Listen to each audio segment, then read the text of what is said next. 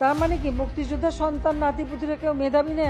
যত রাজাকারের বাচ্চারা নাতিপুতি হলো মেধাবী, তাই না? যত রাজাকারের বাচ্চারা নাতিপুতি হলো মেধাবী, তাই না? যত রাজাকারের বাচ্চারা নাতিপুতি হলো মেধাবী, তাই না? যত রাজাকারের বাচ্চারা নাতিপুতি হলো মেধাবী, তাই না?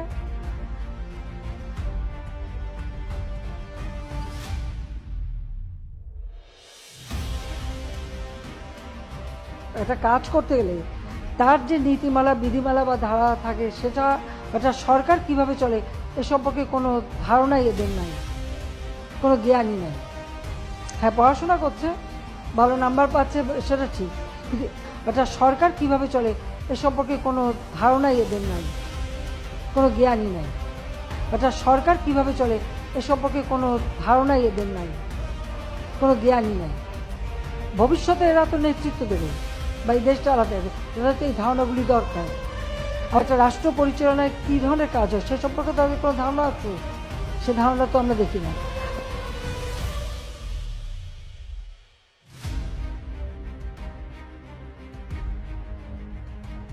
আমরা খুঁজে বের করছি বলেই কিন্তু আপনারা জানতে পারছেন, খোঁজ না করলে তো জানা যেত না, যেত এইভাবেই চলতো, কারণ এইভাবেই চলছিল।